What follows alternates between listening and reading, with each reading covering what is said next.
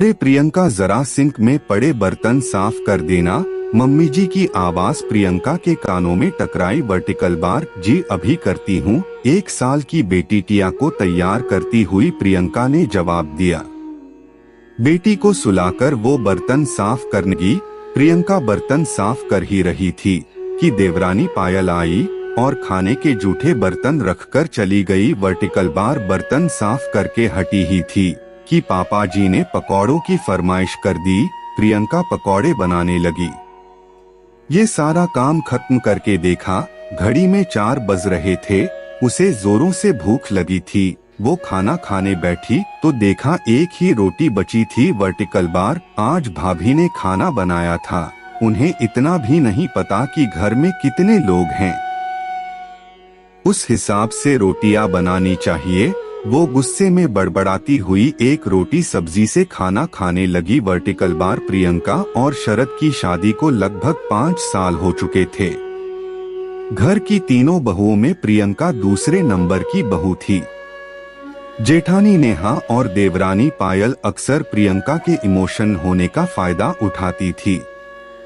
अपना काम अधूरा छोड़कर मोबाइल या टीवी में मस्त हो जाती। बचा हुआ सारा काम प्रियंका को करना पड़ता। वर्टिकल बार, साथ ही बेटी टिया को भी संभालना पड़ता। हालांकि सास और ससुर दोनों को ये बात मालूम थी कि प्रियंका पर काम का बोझ ज्यादा है, लेकिन दूसरी दोनों बहुओं को कुछ कहकर वो उनकी नजरों में बुरे नहीं बनाना चाहते थे। दूसरी तरफ उनके दोनों बेटे, बड़ा बेटा राहुल और छोटा विनीत, हर बात में अपनी अपनी पत्नियों का पक्ष लेते। वर्टिकल बार, इसलिए उन दोनों बहुओं को कुछ कहने से उनके सास ससुर बचते थे। वर्टिकल बार, वहीं दूसरी ओर शरद का स्वभाव अपने दोनों भाइयों से विपरीत था। उसके लिए उसके माता पिता सर्वोपरि थे।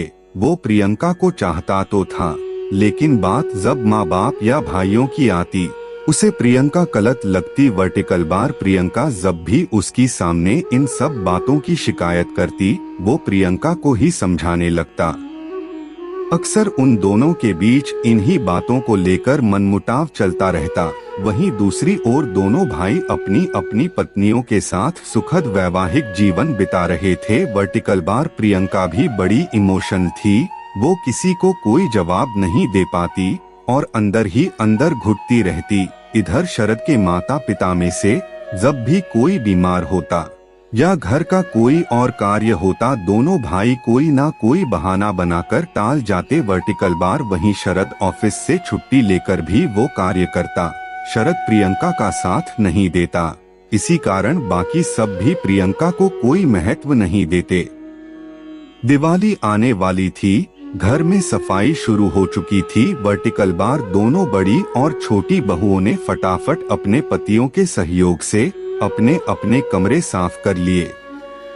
बाकी के घर की सफाई के वक्त दोनों आधा अधूरा सहयोग करके बहाने बनाकर काम से बचती रहीं। वर्टिकल बार, मौसम बदलने की वजह से प्रियंका को सर्दी जुकाम हो रखा था। वर्टिकल बार, मम्मी जी ने प्रियंका को सहयोग करने को कहा। प्रियंका ने तबीयत ठीक ना होने की बात कही तो वो नाराज हो गईं और अकेली ही काम करने लगी। इसी बीच शरद ऑफिस से आया और उसने माँ को अकेले काम करते हुए देखा तो प्रियंका पर बरस पड़ा। वर्टिकल बार, दुख और गुस्से से कांपती हुई प्रियंका खड़ी हुई और काम में लग गई।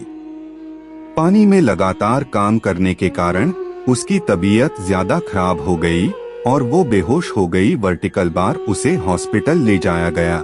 डॉक्टर्स ने चेक किया तो पता चला लगातार सर्दी जुकाम में काम करने के कारण उसके फेफड़ों में इन्फेक्शन हो गया था। वर्टिकल बार, उसका हीमोग्लोबिन भी काफी कम हो गया था। मामला थोड़ा गंभीर था। वहीं दूसरी ओर मम्मी के बिना टिया का रो रो के बुरा हाल था। पहली बार शरद को अपनी गलती का एहसास हो रहा था। वर्टिकल बार, प्रियंका का मासूम चेहरा बार बार उसकी आंखों के सामने घूम रहा था। वर्टिकल बार, इस मुश्किल घड़ी में उसके माता पिता के अलावा कोई और हॉस्पिटल में नहीं था।